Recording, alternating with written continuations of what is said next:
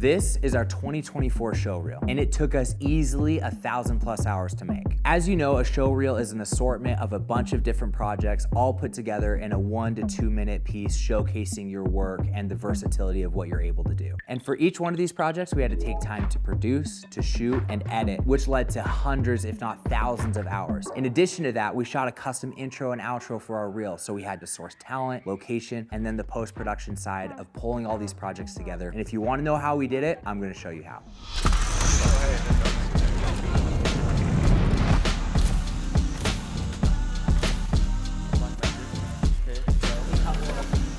Lab takes take one, soft sticks mark.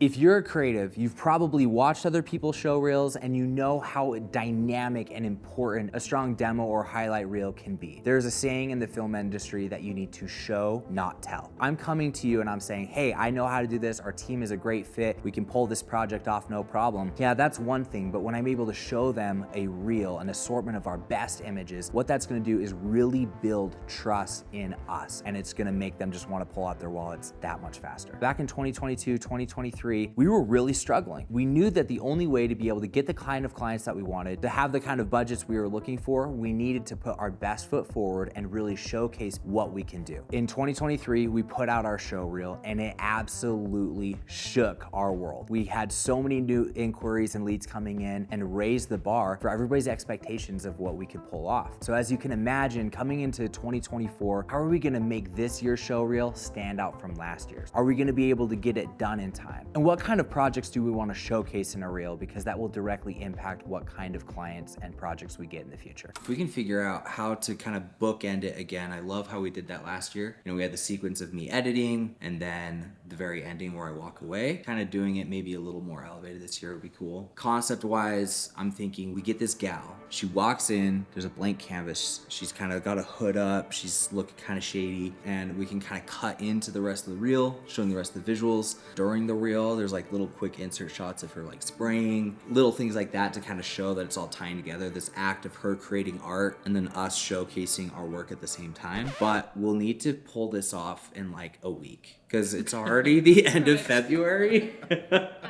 It's already the end of February, and we just need to get it done. Talent, artist, someone that can actually spray paint, location. I didn't even think about that. Like, we're gonna need somebody who actually knows how to do graffiti art. Yeah. Unfortunately, I gave that talent up years and years ago, so. I know you're. You could use the event space here. Set design, stuff like that. Plenty of space up there, great lighting too. And those windows could be cool. Yeah. Yeah, let's reach out to them. As far as talent, let's just do a talent call on our socials. I think there's a lot of friends and people who will show up to support. I know a girl named Cece who would be perfect for like the main spray paint gal role. I'll reach out to a friend that actually does spray painting. Otherwise, if it was left up to me, it'd be so ugly. My name's Dustin. I do spray paint, murals, custom sneakers, you name it. I do a lot of stuff. But what we're helping out Film Lab with today is a little canvas that's got some messy, somewhat abstract graffiti look to it. So right in the middle is gonna be the Film Lab logo with a stencil. And then around it, we're gonna have just some different subtle elements to the brand and the brand identity, and then just kind of look like a messy graffiti but yet clean look. So that's what we're going for. Do you want to walk through how we're going to shoot it sequentially, or? Let's do that, and then I want to figure out how I want to fill up this space with strategic lighting. We do the tight locked off shot where she's out of focus, walking up the POV from the art museum. I think it'd be faster to shoot all the wides of intro, outro that we need, and then moving tighter and tighter, because as we do that, we're going to start to bring in more lights. It's like you've done this before. Did I watch this crazy YouTube video from this guy Brady Bissett like an hour ago? It was wild. So originally what we were doing is we were talking about doing like separating the video with intro, then outro, then getting all the detail shots. After talking with Brady, he was talking about just to be able to save time since we're on a tight timeline is to shoot all the wide establishing shots, whether it's the intro or the outro first, then going into the medium shots, then going into the tight shots. When we're switching between lighting, we're not having to switch lighting, then go back to switching lighting again.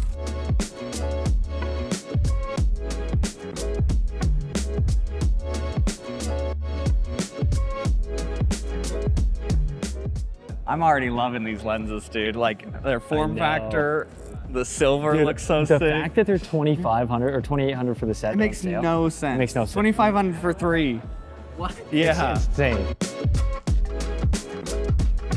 So I'm thinking just like starting with like at least 2 twin tungstens that are like a bounce of this warm return off of like either the floor or the muzz, just like as accents, like Fresnel tungsten sources. Side of this brick pillar.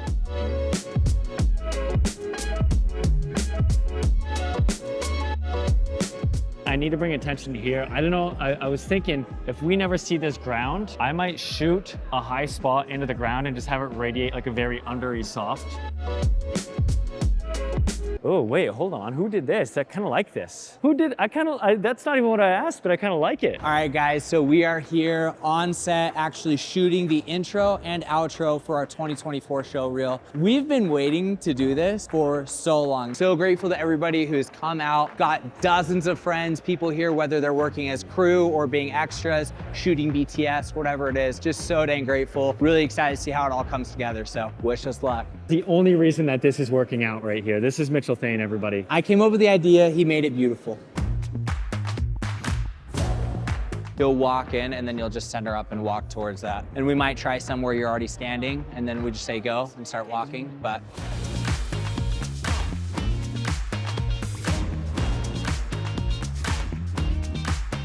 Pull it up, pull it off, and then go to town, right? Okay. So let's practice the movement of you take off your hood. Sick.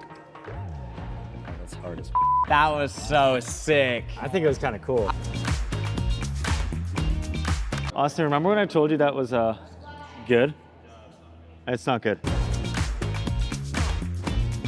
So we just wrapped, we sent all of our extras home and everything went so well. It's a lot of work, but overall, really, really happy with what we got. We had to sacrifice and cut a few shots, but we got the main core things that we wanted. All right, so what you guys just saw is the intro and outro that we just shot for our reel. But obviously the bulk and the meat of what our reel is showcasing client work that we've done with our team on location over the past 1, 2, 3 years. So just keep that in mind. So I was the one who edited last year's reel as well. We were so happy with how it turned out. So I was really nervous this year to try and live up to the hype of last year's. Wanted it to be a little bit different. Last year was really fast, a lot of overlays. We showed a bunch of BTS sections as well. For this one, we wanted the visuals to speak for themselves a little bit more and have a little bit more of a storyline as well. For my editing style, I usually like to start with finding the song. It helps me set the tone for the entire edit and it helps me figure out exactly what clips I need to source. I wanted something that had a really big, energetic feel that was able to match how cool our visuals were this year. So how I normally start my edit is I create a sequence called footage sort and I bring in all of my clips. This year I ended up with about 30 minutes of highly curated footage, which is ridiculous because I ended up having to cut it down about 1 minute 45 seconds. I'll then create my new sequence and start bringing visuals in. This part is a ton of trial and error, bringing clips, seeing how they look good next to each other. A lot of times I like previous shots to match the following shots in tone or what's in the frame.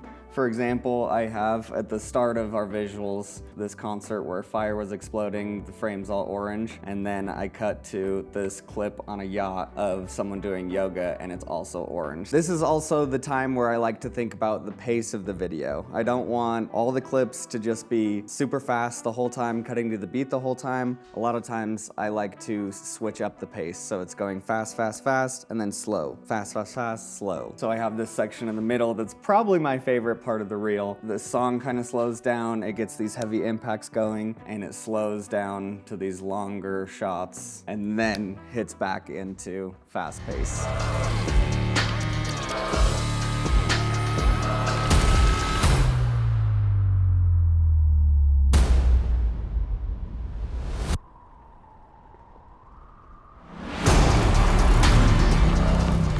Sound design can be intimidating, but it's actually easier than you think. I usually like to break it down into 3 different things. So first, I'll just look at the visuals. What can you see in the frame that would be making noise? Then I like to add a little bit of atmosphere and ambience to help sell that idea and bring the clip to life. And then I'll add stuff like risers, hits, other things like that that really enhance the music and add more impact to your clips. We love the gritty look of film and adding texture and character to our frames. So we'll do a lot of film grain, some film burn and overlays just to get that grit and texture across. Last year's reel ended up having a ton of overlays, and I wanted this one to be a little bit more of a clean look, so there's a lot less overlays going on in this one. But anytime we jumped back to the little sections where she was spray painting really quick, I did like a little film overlay over the top so you knew that we were cutting back to the main storyline. I like to finish everything off with color. Go through, make sure everything's corrected, and then graded. I almost exclusively use our LUT Cold Classic. It makes everything look so good and just ties everything together. In the editing process, one of the most important aspects and things that you can do to make your footage stand out is making sure it is properly colored and it has a unique look and feel. For us, we created our own custom LUTs, working with a professional colorist to make sure it was exactly what we wanted. Every clip you see inside of our reel was edited and graded with our custom LUTs. So if this is something that you're interested in, hit the link below the like button. Would love for you to try them out. Let me know what you think.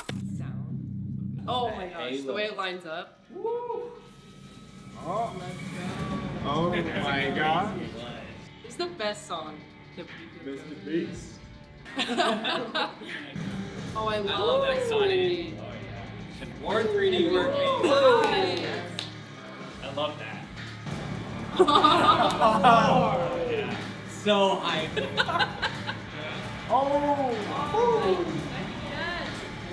I literally have chills, dude. I literally have chills.